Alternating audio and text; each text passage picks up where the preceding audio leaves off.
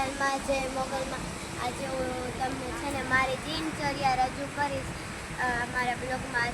આજે જો સવારે હું 6 વાગે ઉઠી હતી, પછી બ્રશ કર્યું, નાસ્તા પાણી કર્યું, પછી છે ને હું થોડીક વાર આરામ કર્યો. પછી 8 વાગ્યા તો મારા ભાભાના ઘેર બ્લોગ ઉતારવા વહી ગઈ, તો નિરાતે અમે બ્લોગ ઉતાર્યો. પછી છે ને બ્લોગ ઉતાર્યો, 2-3 બ્લોગ ઉતાર્યા. પછી 9 વાગ્યા ને ત્યારે છે ને હું સ્કૂલ માટે તૈયાર થઈ ગઈ. પછી મને મારા પપ્પા સ્કૂલે મૂકવા આવ્યા છે. વાગે ને એટલે પ્રાર્થનાનો બેલ પડે છે. સબસ્ક્રાઈબ કરો, ફોલો કરજો અને લાઈક કરજો અને કોમેન્ટ કરજો. આમાં 1000 સબસ્ક્રાઇબર પૂરા કરાવવાના છે આ વિડિયોમાં. 1000 સબસ્ક્રાઇબર પૂરા કરાવવાના છે. તમને આગળ તમે 10 વાગે અમારે પ્રાર્થનાનો બેલ પડે, પછી અમે પ્રાર્થના બોલીએ. પ્રાર્થનામાં પહેલાં તો ધૂન બોલવાની હોય, પછી છે ને સુવિચાર બોલવાનો હોય, પછી છે ને વિશેષ બોલવાનો હોય, પછી જનરલ નોલેજ પૂછે, અને પછી વળી એક અમારે પ્રાર્થના પછી છે ને પહેલો લેક્ચર આવે ગુજરાતી વિશે. પહેલાં સર હોમવર્ક ચેક કરે, પછી પાઠ હલાવે, પછી હોમવર્ક આપે. પછી 11:30 વાગે લેક્ચર બદલે અને પાછો અમારે સાવીનો લેક્ચર આવે, એટલે કે અમારા ટીચર સાવી લે છે. પછી સાવી ભણવાની બહુ જ મજા આવે. પછી સાવીનું હોમવર્ક આપે અને 12:15 અમારે રિસેસ પડે. લાઈક કરજો, ફોલો કરજો, સબસ્ક્રાઈબ કરજો. સબસ્ક્રાઇબ કરવાનું ના ભૂલજો. કોમેન્ટ કરજો અને 1000 સબસ્ક્રાઈબર થાય ત્યારે અમે ગિફ્ટનું અનબોક્સિંગ કરીશું.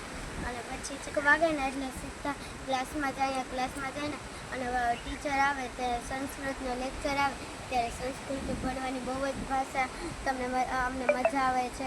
અને પછી સંસ્કૃતનું ટીચર ભણાવે છે, એમાં મજા બહુ જ આવે. અને પછી સંસ્કૃતનું હોમવર્ક આપે.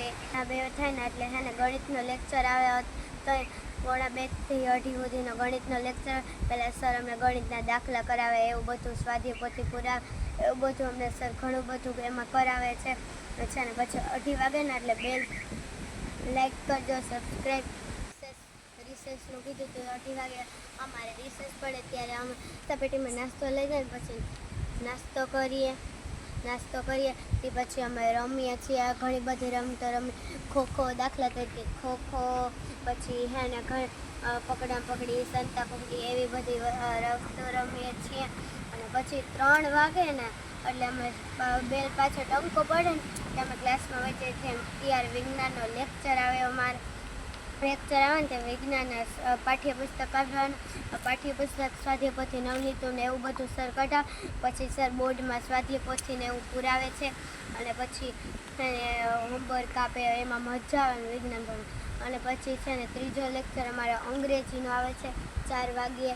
અંગ્રેજીમાં સર સ્વાધ્યાય પોથી, અંગ્રેજી નવનીત ને પાઠ્યપુસ્તકને એવું બધું લઈ આવવાનું હોય.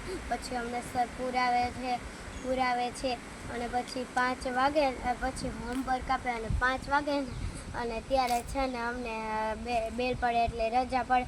પછી 5 વાગે પછી અમે ઘેર પહોંચી જાય ને અને ડાયરેક્ટ લેસનમાં હોમવર્ક કરવા આપણે હોમવર્ક કરવા માંડીએ. કેમ કે હોમવર્ક આપણા માટે બહુ જ જરૂરી છે.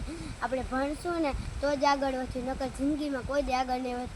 અભણ લોકો હોય ને એની જિંદગી કેવી હોય પૂછી લેજો એકવાર.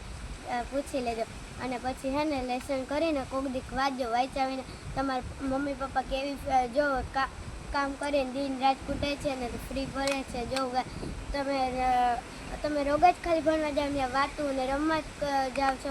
અને લેસન 5 વાગે ને ડાયરેક્ટ ઘરે આવીને ત્યારે જ લેસન કરી લેવાનું. અને પછી થોડીક વાર વાંચવાનું અને પછી તમારો ફોન કે ચીજો હોય ને તે પછી જોજો. આજનો મારો બ્લોગ